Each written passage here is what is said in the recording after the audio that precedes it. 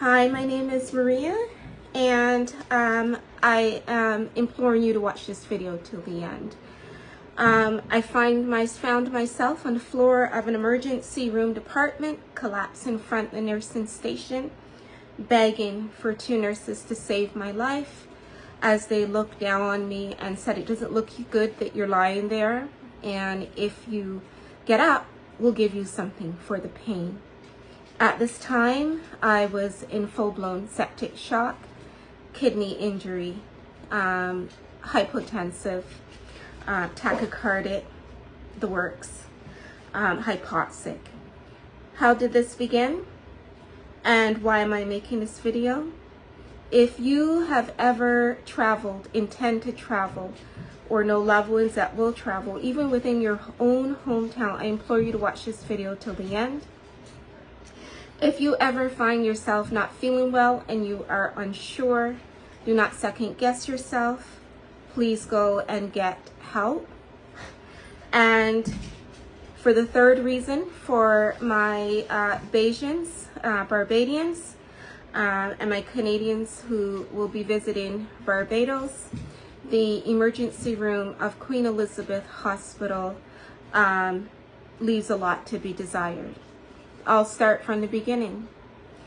I hope this video is of a blessing to you. As I said, I'm Maria Noel. I'm a mom of 3. I'm a registered nurse. I'm also a life coach. And I had booked a wonderful vacation to my homeland, Barbados. I'm a citizen of Barbados and Canada. And I hadn't had a vacation in over a decade, a real vacation. This was a life-affirming trip. Me and my siblings, cousins, all relatives had planned because we had experienced a great deal of loss through the pandemic, and following the pandemic, loss of very dear family members gone too soon. So this trip we planned, and my work family allowed me to go. Thank you. So it was for Christmas and New Year's, and the plans were lofty and exciting and numerous. I mean, we thought of everything: horseback riding, pictures on the beach, wine, New Year's on the beach as the clock strike midnight, any and everything you can imagine. And of course, soaking in that beautiful ocean blue water, just soaking up the sunshine. I myself thought I was suffering from burnout, so I was just so elated to be able to have 2 weeks of just downtime in my homeland and in paradise. I step off the plane and I don't feel well. I say to my husband, I don't feel right. My thoughts, and even though it's embarrassing, I'm going to share with you what my thoughts are, because you would think to yourself, as a registered nurse, I might have known. But I just felt unwell, what we call general malaise. And the thoughts in my mind, I was like, maybe I'm coming down with something. And I had one of the most ridiculous thoughts of, oh, maybe it's the barometric pressure, getting accustomed to the weather and, you know, being so close to the equator. By the time we got to the apartment, I had needed help getting up the stairs. It's okay. You know, I'm exhausted. I think I might have, mild burnout. And this is expected. Once you come down from high stress, sometimes, symptoms will manifest in your body. And of course, the excitement and the packing and the getting ready. So my family put me to bed. And by afternoon, I felt a little bit better, but cold. And I thought, oh, maybe because it's the winter season here in Barbados. Now, winter in Barbados is like 21, 22, 25 degrees. So we went to the beach, and everyone was saying how warm the water was, and I thought, my gosh, this water is freezing. Fast forward, as the days went on, and home remedies, my family took very good care of me. I myself had brought every over-the-counter and prescribed medication under the sun, because I have a history of asthma and an autoimmune illness. So I brought everything. So I was taking everything I needed to take. I have to point out, I didn't notice any change in my breathing. And I think the reason was because, within a very quick period of time, somehow that signal was lost. You know, I just kept getting worse, weaker and weaker. And then fast forward, I passed out twice. Couldn't stand up, was stumbling, had to be carried for a photo shoot. And you may say to yourself, why did you go to the photo shoot? I didn't want to let my family members down. And I thought, okay, just give it, you must have the flu. Just give it another day. It should peak and the symptoms should start to ebb off. But after the photo shoot and having to be carried, I knew then. I called my family members and I said, I'm dying. I'm pretty sure I'm dying. And what that felt like to me, it felt like my insides were going to fall out. That's literally how it felt. I was hallucinating. I was seeing veins all over the walls and windows and ceilings. So I knew I was in trouble. My family member, I said, you need to call an ambulance right now. By then, as things happened so fast that, as I said, I was dying, my lips turned black, my skin turned like clay. It literally looked like raw clay. And they said, no, we can't call the ambulance for you. We don't want you to go to Queen Elizabeth Hospital in Bridgetown, Christchurch. And I didn't understand. I said, well, why not? It's a hospital. I got to go there. So they said, no, we're going to take you to the urgent care. And this is an urgent care that primarily services healthcare workers. They also service people on the island, but it's a urgent care for healthcare workers. So I went there and the doctor was excellent. And she said, you're too critical for us to take care of here. And if we call in a specialist, it's going to take time that you don't have. When I looked at my stats, I realized I was in trouble. I was hypoxic. I was decompensating quite quickly. She stabilized me with oxygen, hydration, took blood gases. She took postural vital signs, and she was like, no, you've got to get to the hospital. I get to the hospital, and this is where things go turn into hell on earth. And I know we talk a lot about the healthcare system here in Canada. The healthcare system here in Canada, even though it has a higher standard because it's a first world country, Barbados is a second world country. The healthcare here is luxury healthcare. And I was really disappointed because Barbados has 32nd ranking in the world. It is accredited, and it's the second most ranked hospital in the Caribbean. We get to the emergency room, and they know I'm coming. They know I'm critical. They know I'm going into septic shock. By now, the doctor at the urgent care was like, you have double lung hypoxic pneumonia, along with sepsis. And you're severely dehydrated, which is potentially damage to your kidneys, and your heart also needs to be looked at because you are severely tachycardic. I was woozy, really sort of dulled down by this time. I was scared, but I was also dulled down. So I'm praying, Lord, I don't want to die because I feel like I'm dying. We get to the emergent, nothing happens. The ambulance brings me in, they sit me in a chair, nothing happens. My husband is like, he notices I'm now going into respiratory distress again. He's like, look, you need to get oxygen. He had to shout 3 times, and thank God. You know, we always think to ourselves, you know, our family members who are quite, you know, aggressive.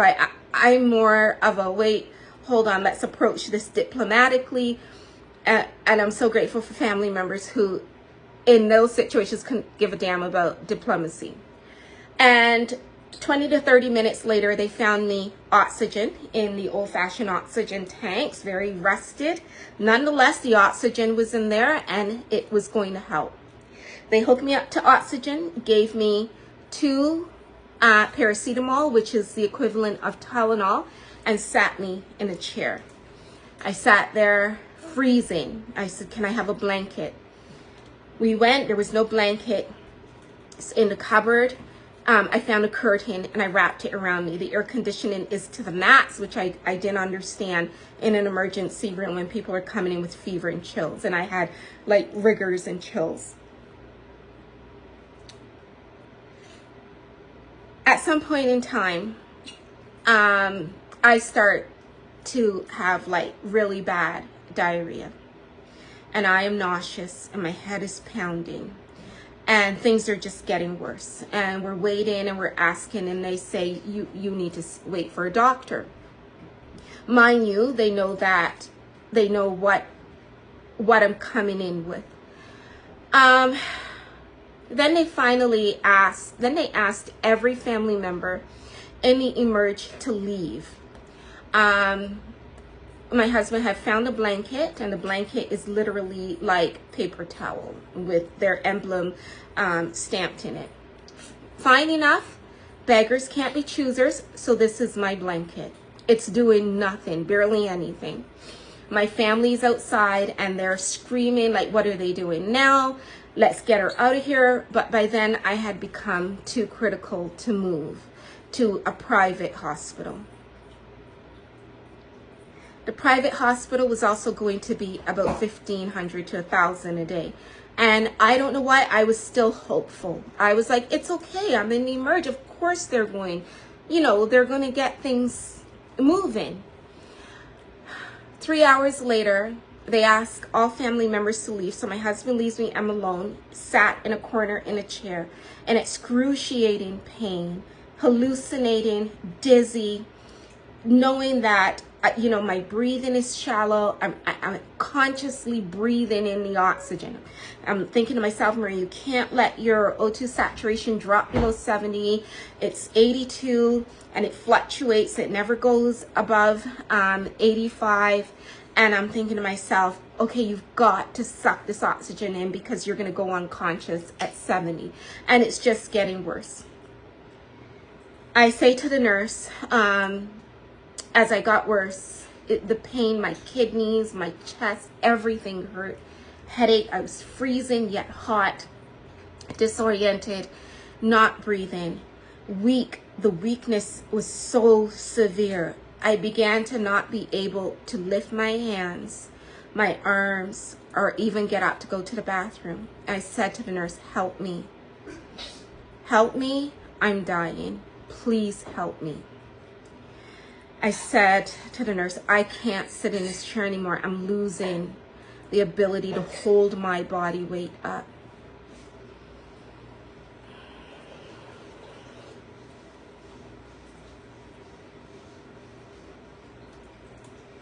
I collapsed on the floor in front of the nursing station from the chair and completely soiled myself. And the nurse comes over and looks at me and says, it doesn't look you good laying there. I said, help me. I am dying. Help me, please. I said, I'm so much pain. Can you at least give me something for pain? The nurse says to me, if you can get up in that chair, I'll give you something for pain. And I said, I've soiled myself. And the nurse looked at me and said, well, what are we going to do about that? And walked away.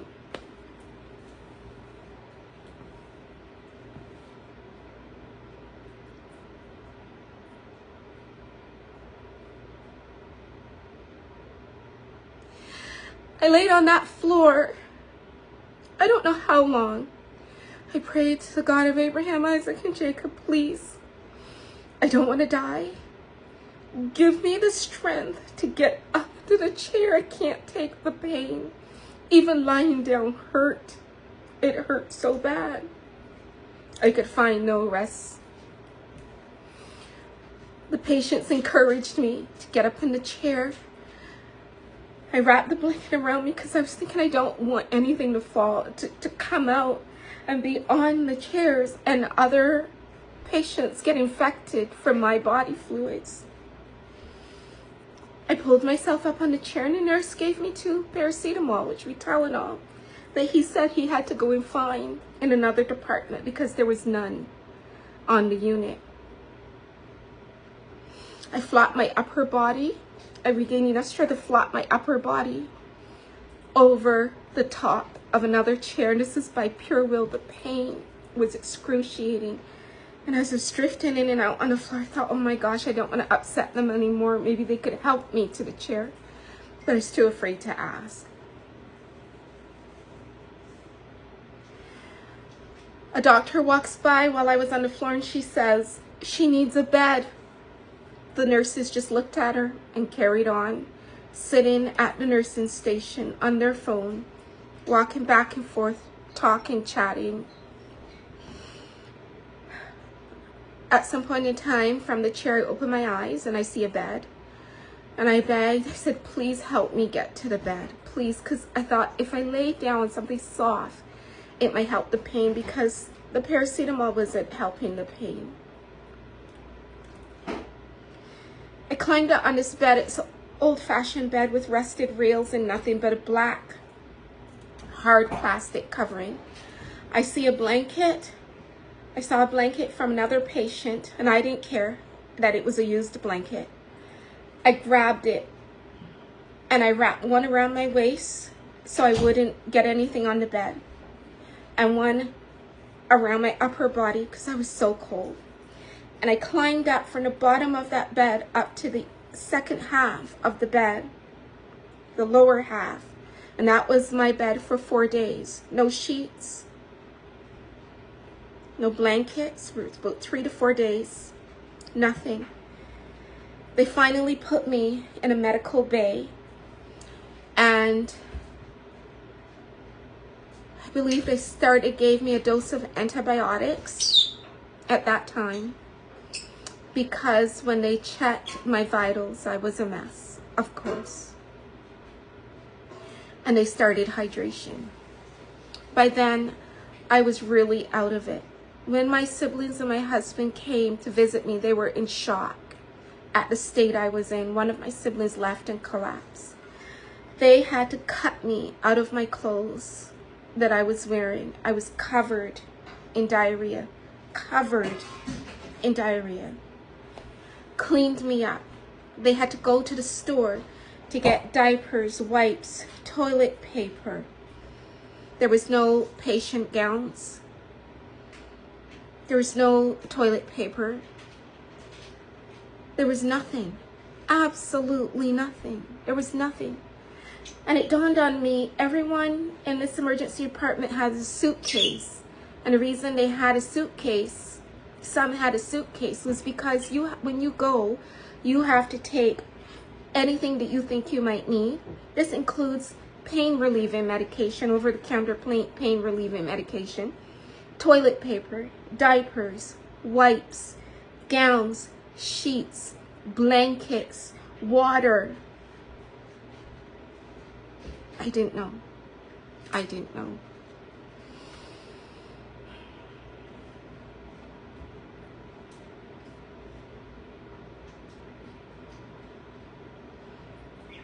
This was hell for the 3 to 4 days that I was in the emerge, in the intensive care section, the pulmonary intensive care section.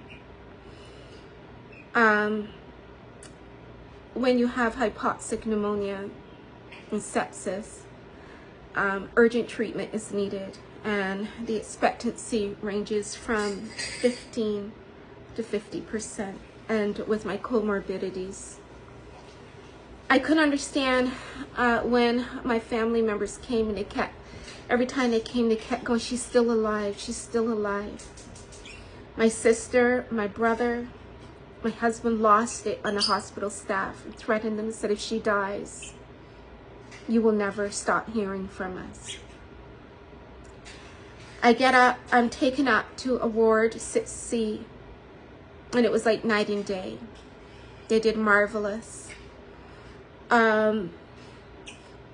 The care on 6C was excellent. But the head doctor said to me, "You know, we did get started on your treatment too late, but at least, you know, they were shocked that I was responding to the treatment slowly but surely." I was hospitalized for 10 days, and when I was discharged, I still wasn't well enough to fly back home to Canada. I was so weak. I had lost 8 pounds. Still couldn't breathe well without steroids. Still am on steroids. I'm recovering, and I'm happy to be recovering and to be alive.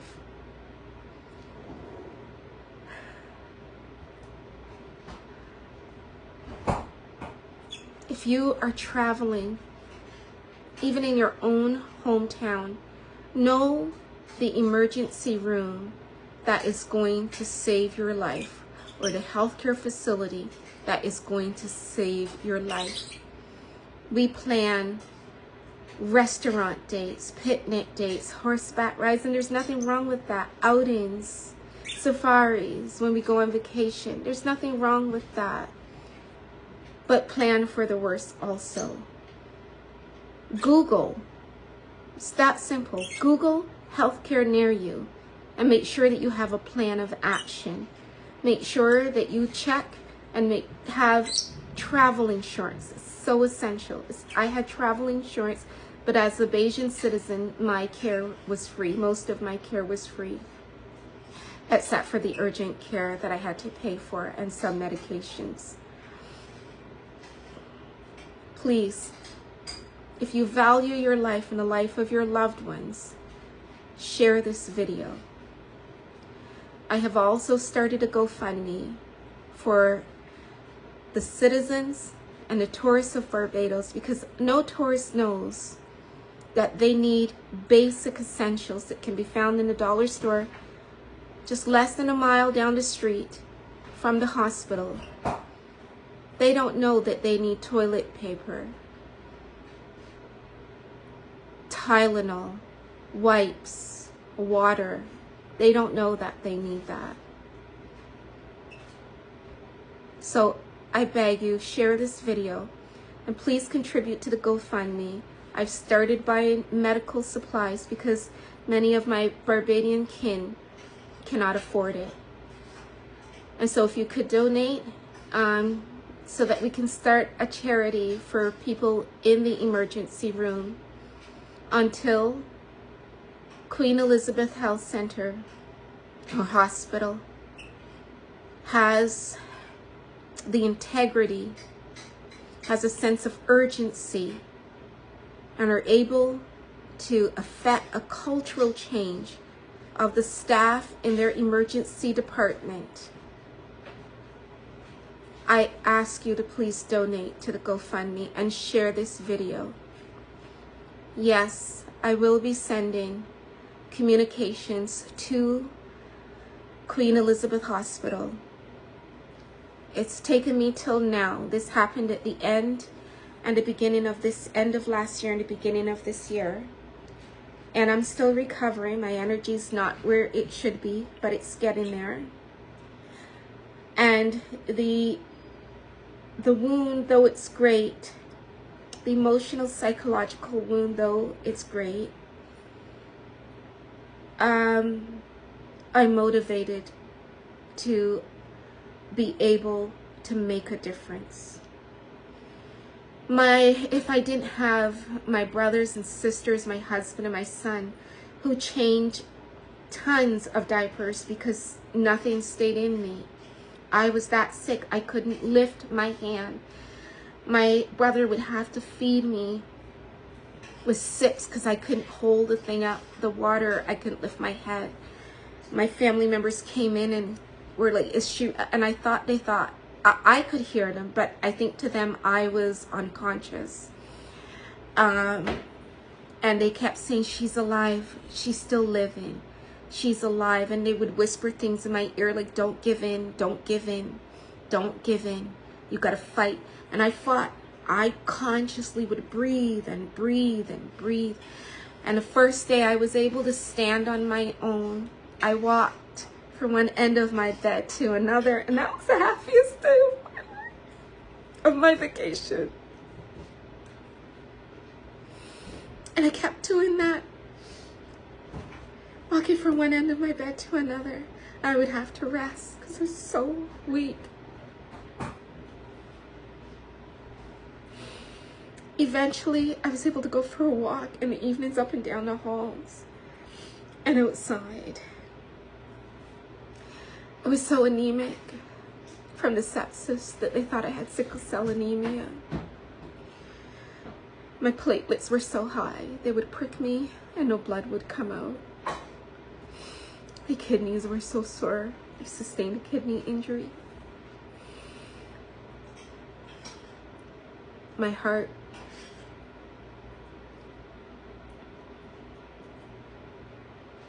but that's okay. I'm alive and I intend to make a difference. So please donate to the GoFundMe below and share this video. There's nothing wrong with traveling, but be prepared for the worst, because there are too many gone too soon due to neglect in hospitals or limited access to care for life-saving measures. Start to prepare for the worst so that you can have a favorable outcome. With much love.